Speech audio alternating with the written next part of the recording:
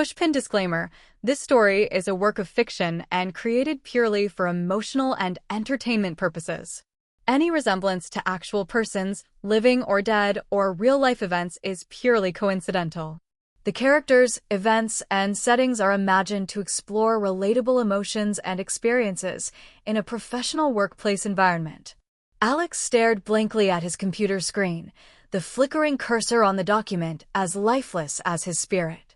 It was 11:48 p.m., and the office was nearly empty. Everyone else had gone home hours ago, but he was still there like he always was. Another late night. Another project with unrealistic deadlines.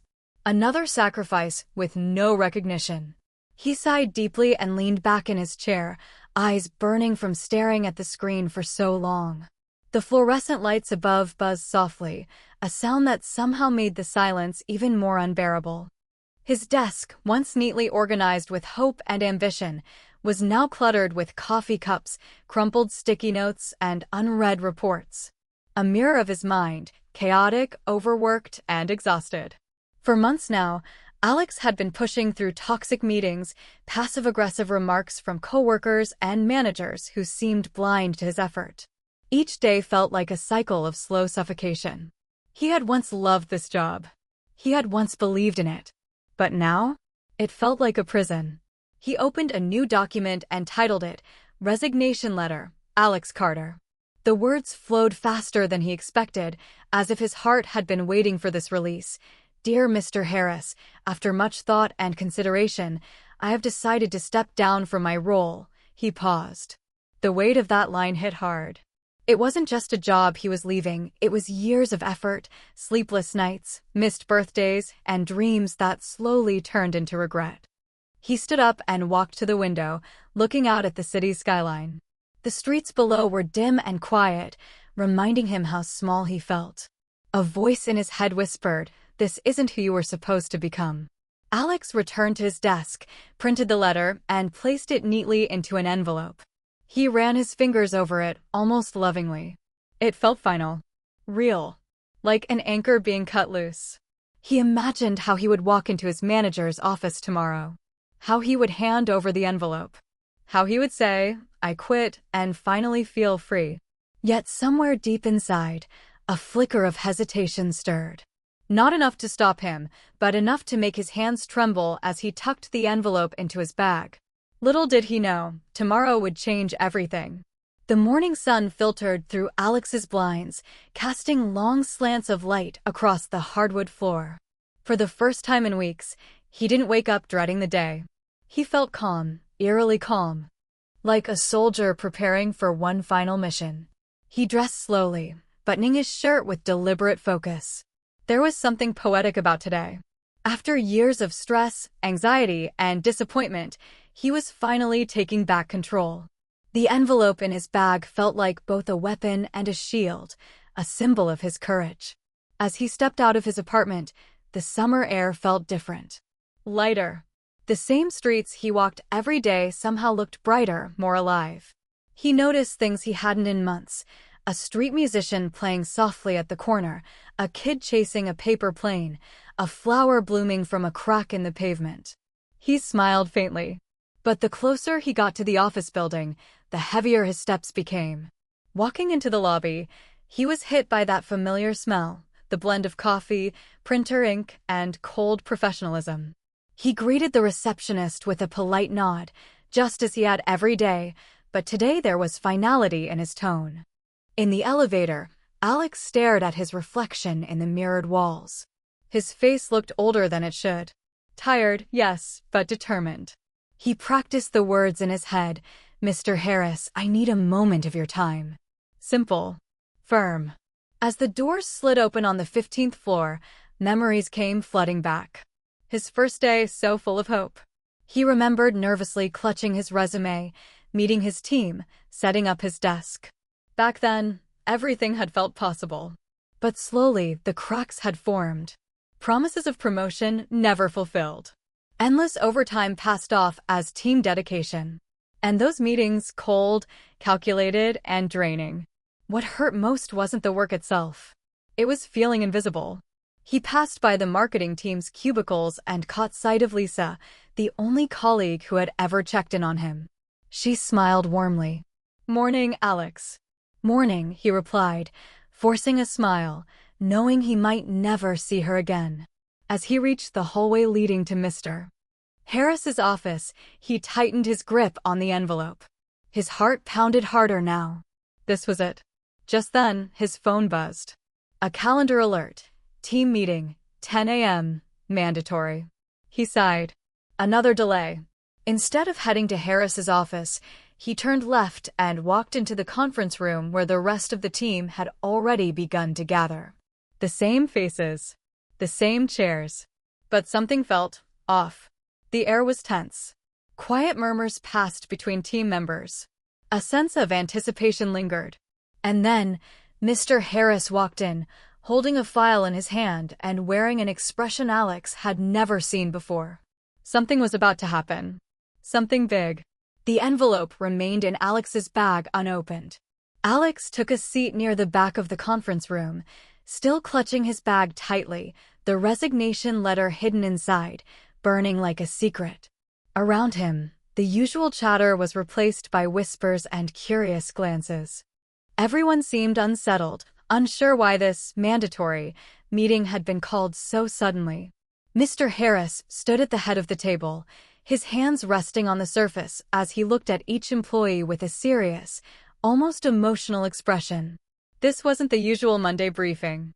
"Thank you all for coming on short notice," Mr. Harris began. "I'll keep this brief, but important." He glanced at the folder in his hands, then continued. "As many of you know, Samuel Blake from the regional division has been a core part of our team for over 2 decades. This morning, he officially announced his retirement.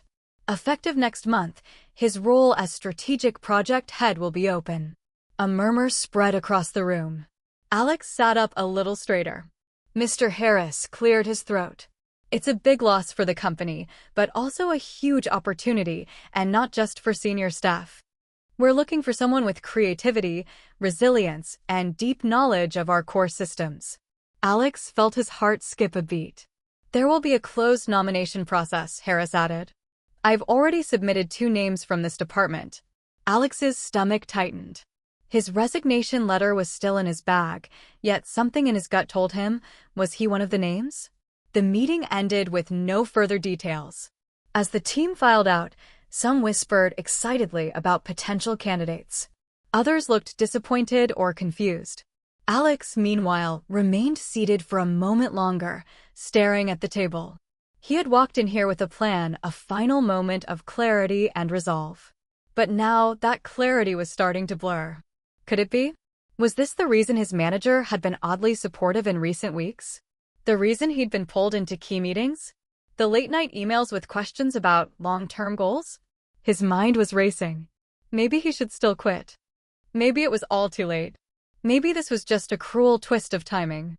Or maybe it was a sign.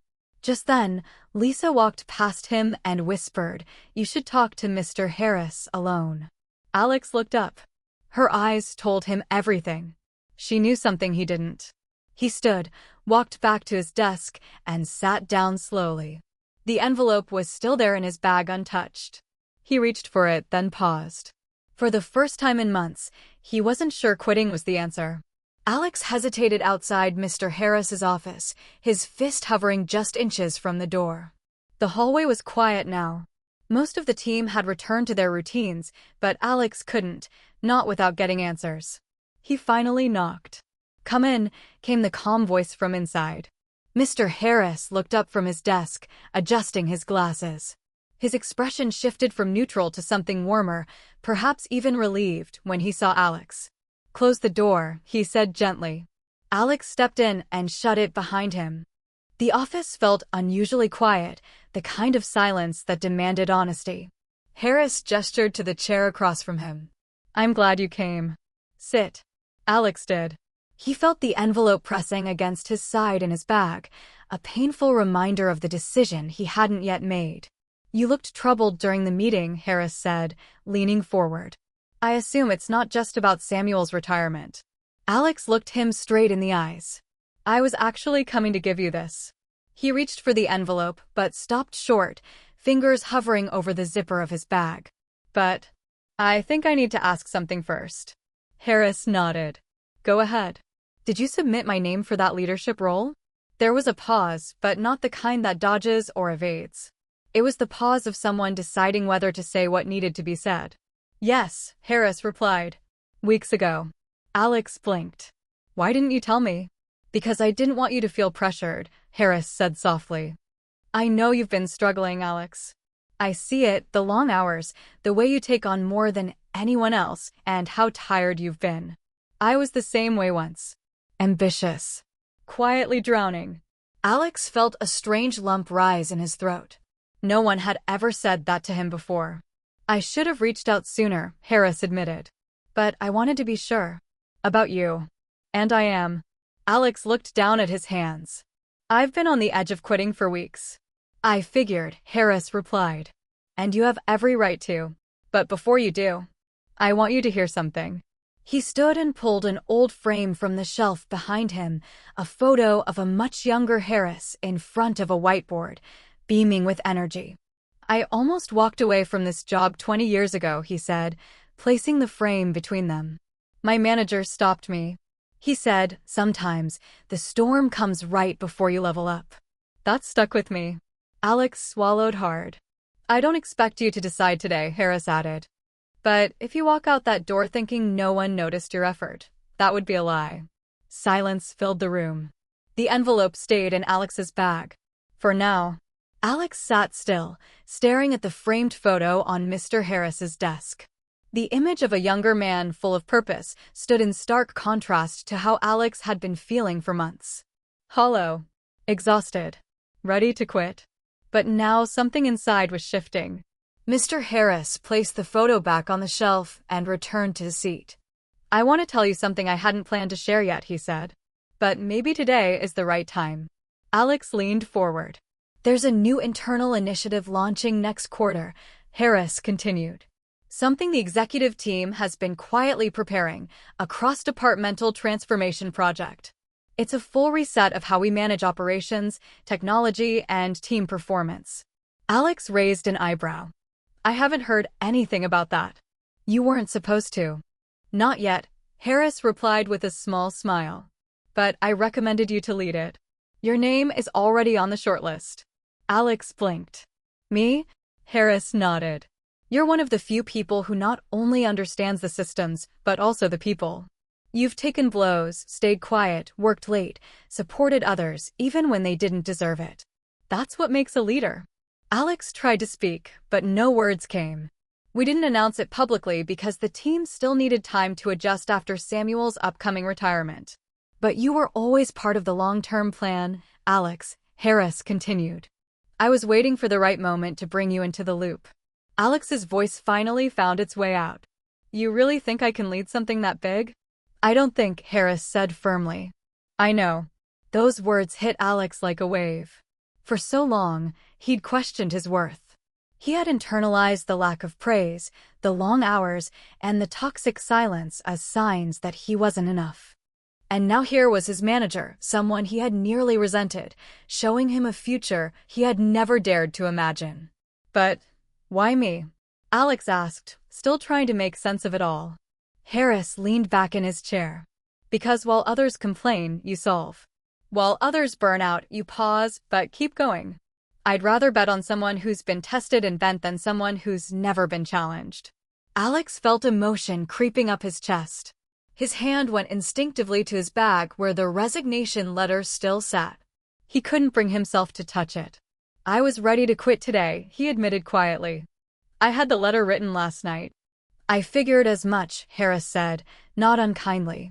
But I'm glad you came here first. Alex looked around the room, the same room he had once viewed as distant and unreachable. Now it felt different. Warmer. Like maybe, just maybe, he wasn't as invisible as he thought. I need some time to think, he said. Take it, Harris replied. But know this, we're not asking for the version of you who's been surviving. We want the one who's ready to lead. Alex nodded slowly, something stirring inside him. Hope. Alex stepped out of Mr. Harris's office with his mind racing and his heart pounding. The hallway, once cold and gray, seemed to shimmer with a strange warmth, or maybe it was just the adrenaline. He didn't go back to his desk. Instead, he grabbed his jacket and walked straight out of the building. He needed space. Air. Time to think. The city buzzed around him as he wandered aimlessly down the streets. Horns honked, people rushed by, and cafes spilled laughter onto sidewalks. Yet everything around him felt distant, like background noise to the storm in his mind. He walked into a quiet park a few blocks away and sat on a bench beneath a tree. The envelope was still in his bag.